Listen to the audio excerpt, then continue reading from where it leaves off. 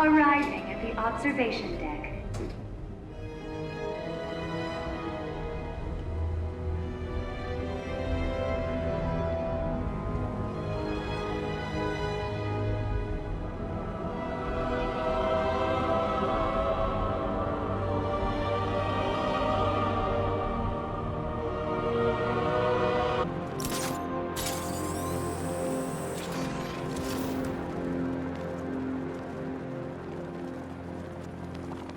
This is part 4 of my Batman Arkham Knight retrospective. In this series, I articulate in depth what I like and dislike about Batman Arkham Knight, and I try to explain it in terms of game design and the most objective arguments I can make. Like I said before, this is a seemingly polished game, a complicated thing to criticize, but it being complicated is why I like doing it in the first place. Just as a disclaimer, as I have done in the last video, I think the developers at Rocksteady are amazing and an inspiration. Arkham Knight falls short for me due to its general game direction. This part is all about Gotham City and the map/level design of Batman Arkham Knight.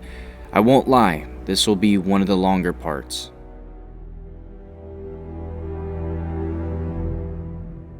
I'm mainly going to refer to the exterior open world of this game, but I will also mention the other sets of interior level design too. When we talk about the map design, you have to understand that it isn't cut and dry. It's a map that has really good elements and really weak elements. It's somewhere in the gray. I want to first focus on its greatness. The textures and assets are amazing in this game. Each asset is very nicely designed. It fits with the tone of Batman Arkham City. You can tell care went into all of these. The developers were very smart about their asset use, making their shapes dynamic enough to be repeated throughout the map without notice by players. I have to mention, beyond the amazing graphics of the game, that this game has the most detailed micro design of any of the games. Each sidewalk has cracks, leaves, trash, Halloween decorations litter the streets and crevices you might have never even gone to yet. Every window has shine. There are tens and tens of unique store signs and billboards in the game that make stores feel real and unique. Trees move with the wind, the water is absolutely amazing, the smoke effects is good, rain effects, everything in this game looks really good. In general, the game looks extremely consistent and extremely polished. The level design is very immaculate and clever for the exterior specifically. They had to make a map that worked for the Batmobile and they succeeded. I don't think they needed to make every alleyway Batmobile wide, but I pat them on the back for applying that successfully. This map is the pinnacle of good shifts in elevation and angles. This map is the furthest you can get from a basic generic grid format for a city. I am really glad they made Gotham's road layout so dynamic and winding. It takes a lot of work to create roads that are turning at odd angles while also going at an incline. There are so many great tunnels and shortcuts. The variety in shapes and sizes of pathways for the Batmobile is really impressive. It feels like a very detailed platformer, but still makes sure that the layout is convincing enough to feel like a city too for the most part. Not even just the roads, but the monorail system, bridges, and train tracks all make sense for the map itself and connect well. Clearly the layout for what it is was patiently planned out beforehand, and I really appreciate that. The architecture is really beautiful in many places. This is something I will heavily criticize too, but I have to admit how great some of the building designs are, especially on Miagani Island. While I feel that Wayne Tower is a little small, I love the intricate Art Deco designs and elevations on it. Grand Avenue Station has to be one of the best buildings, if not the best building in the game. It has so many different floors and interiors. It is a connection point for roads, a train line, and 2 monorail lines. It connects to a bridge that holds up the monorail and the train line at the same time with beautiful statues on it. It also has a Predator map, and there's a combat area on the train station level. Not only is it that intricate, but it looks extremely cool. It is easily the most recognizable landmark in the entire game for good reason. The individual monorail stations are great too for similar reasons, and I love how they fit into very interesting locations, many of which are on top of buildings or in between buildings. The Globe Building, Hotel, this Gothic cathedral looking building, and this amazingly complicated corner building attached to it, the banks, and a few other unnamed buildings are great.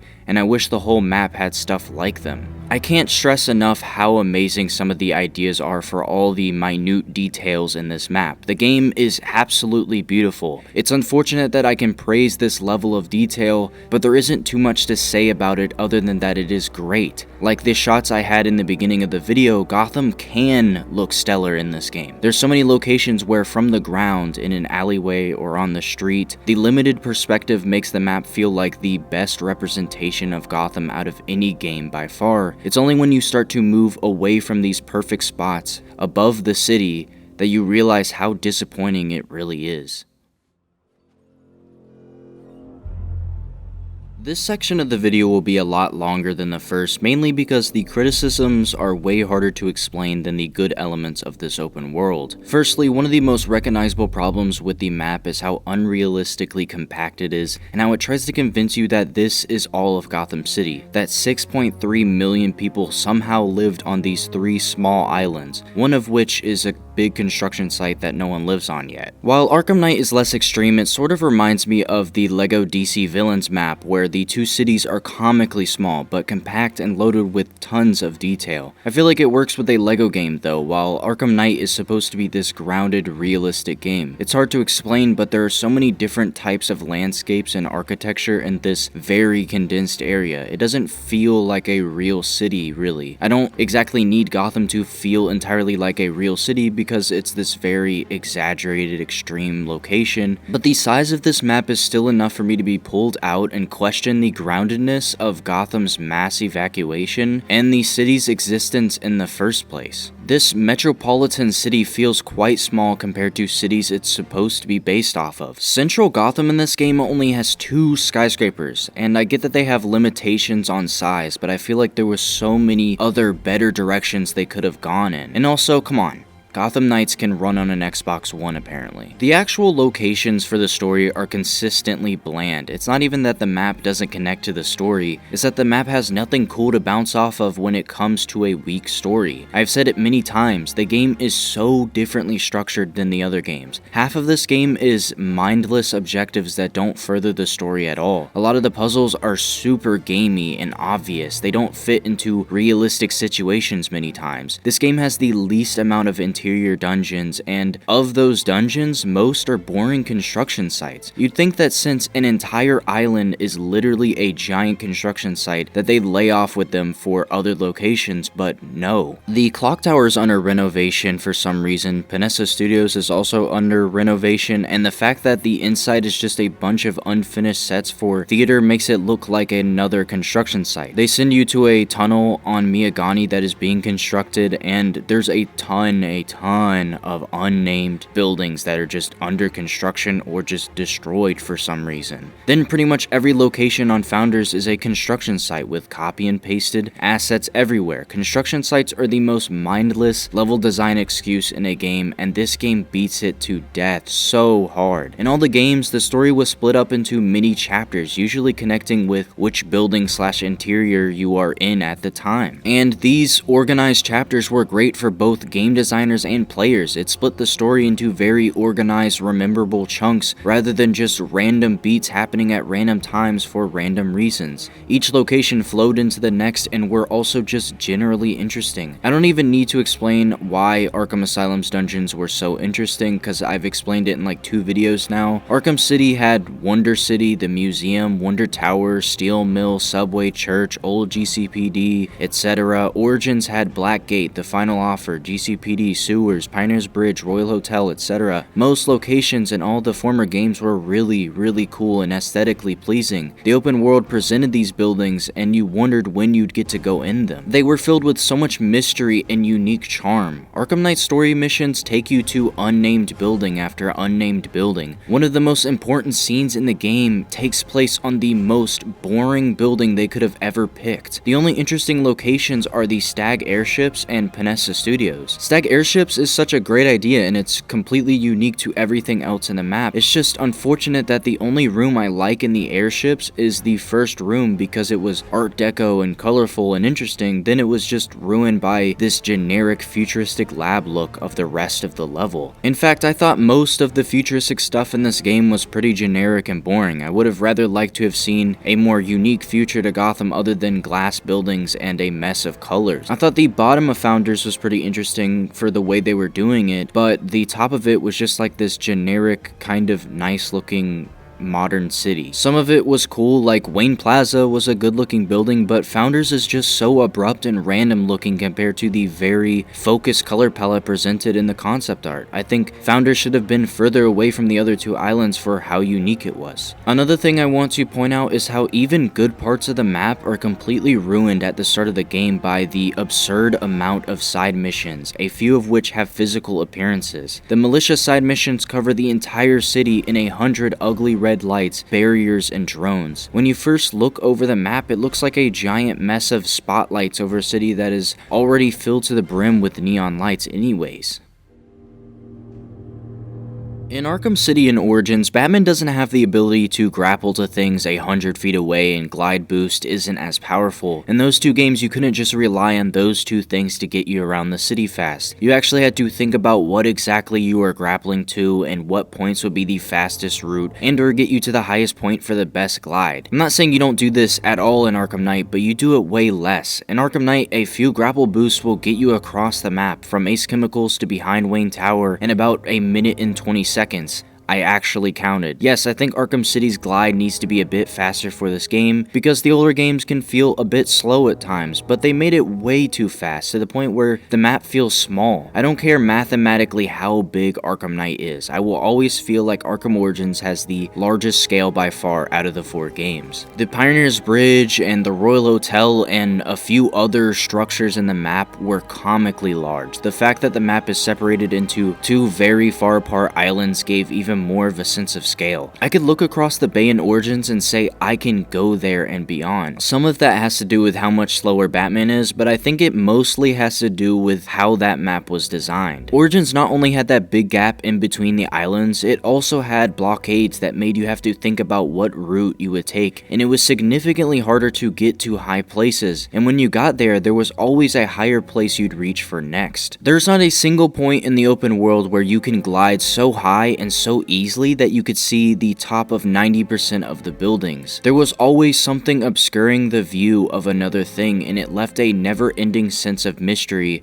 of what was behind it. That is why Arkham Knight's Gotham looks so great from many street locations. It's because of the blocking done by the buildings, giving a sense of scale and space. Arkham Knight's Gotham is designed like a stadium. From most angles you can see every single seat. You might wonder what's behind a few of the walls, but you can pretty much see the entirety of the stadium at one time. There is little mystery in Arkham Knight's map design. There is no large structure that defines the entire map. The game never forces you to go in any certain direction because you can glide over everything, literally everything in the game very easily. The Batmobile is the best way to experience the map because it does have those things. There are constantly things blocking your path in the car because the car can't jump over them. Obviously. Whenever I go back to Origins and City, they still maintain their charm, their mystery, while Knight's map has lost its charm. Both Arkham City and Origins' verticality in the open world was, I guess, mathematically lower than Arkham Knight's, but you actually did go higher than Knight in both games. In Arkham City, you climbed to the top of Wonder Tower. In Origins, you climbed to the top of Royal Hotel. The mystery of what is at the mountaintop is imprinted in these two games. Even in Arkham Asylum, you can go to the top of the Bell Tower to get a Riddler trophy, and it's satisfying because of how limited your mobility was. Wonder Tower's Predator map is titled Top of the World, and Royal Hotel's is titled Panorama, because both of them truly feel like you're hundreds of feet above the city. You feel like you're in the sky. I don't care how much quantitative evidence you might give me about how Wayne Plaza is actually higher than both of those mathematically, or that you can see both of those structures are the same height as Wayne Tower in the background of Night, even though they probably downscaled both of those areas for the background. I just don't care because those two locations feel higher than any point in the entirety of Arkham Knight, easily. And it's because to get to that high point, you truly had to climb a mountain floor by floor to earn the right to be at the top of the world. In Arkham Knight, as soon as you do the Ace Chemicals mission, you can go to the highest point in the game immediately, and it only takes like 15 seconds to get to the top. There's a weak scale because there is not a very strong feeling of scale. Now, I'm not saying Arkham Knight should have only had the highest point in a story mission. I am saying it would have been significantly more satisfying if they didn't make the Batman free roam an afterthought to the Batmobile. Sure, they made gliding a bit faster, grappling a bit faster, and you can bounce off of walls, but the problem stands that there's no challenge to exploration in this game. A game where Gotham was expected to be beyond your imagination. The map should have been designed less like a stadium with water in the middle for some reason, and more like a mountain of buildings reaching a high point, with mechanics that made it a challenge to reach that high point. Maybe upgrades to your grapple gun or cape allowed you to go higher and higher in the map later and later in the game so that it would feel like you're actually climbing a mountain and not just surfing up one with ease. Every single thing in entertainment is about solving problems, no matter how small they are. We like solving problems even if we don't even realize we're doing it. If you're making a game, you should introduce these subconscious puzzles into anything you can.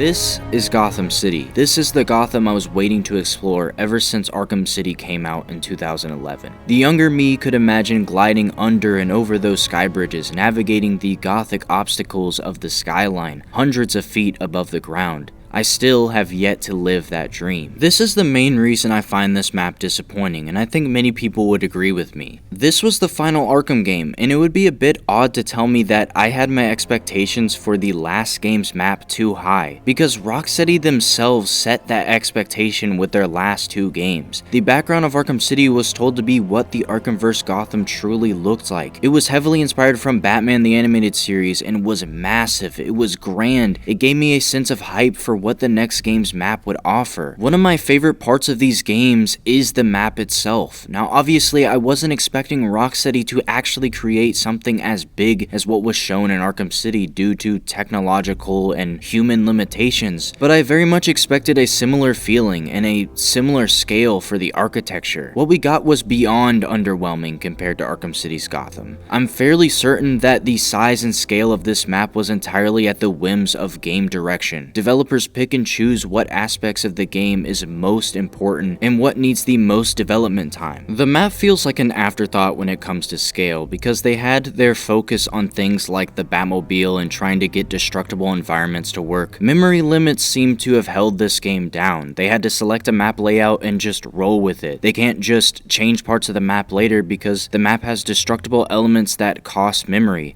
that will take a delay to optimize to a working game. We could say, oh well, we can't blame them because of these limitations, but I absolutely disagree because they chose to do so many experimental elements like no loading screens and the stuff I said earlier that would drag other important elements down that should have been in this finale. The finale of a series is not really the place to experiment drastically, it's the game that should take from the best elements of the former games. And not even just experimental elements dragged the game down. For example, Riddler's side mission from the puzzle rooms to the Riddler trophy environments and puzzles is absolutely unproportional to the work and content done for every other mission in the entire game, probably even some of the story missions too. Most of this Riddler content will only be discovered by like 5% of the people who play this game, by the way. Decrease focus on absurd stuff like that and reappropriate them to another more important part of the game. What I wanted from this game is very much possible if they had the right game direction. If you look at the concept art for Arkham Knight, you can see that the artist had a vision for the scale of this map and it looks absolutely amazing, but we got nothing like it in the game. Like I said before, Gotham should have been more of a mountain shape so that you don't see the entirety of the map all the time, where this mountain of skyscraper blocks your view of the edges. I don't even think the map needed to be much bigger than what it is now to achieve a greater sense of scale, rather than wasting space on useless train yards, water, docks,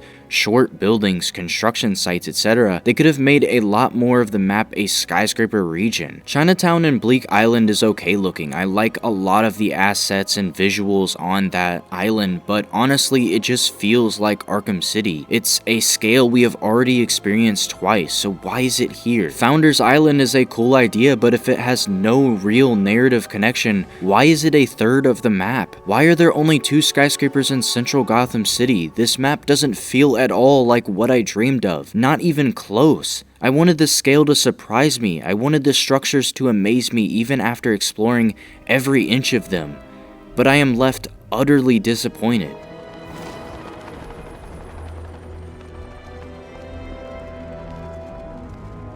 But a glimmer of hope has appeared. Hopefully the future bears fruit for my decade-old dream.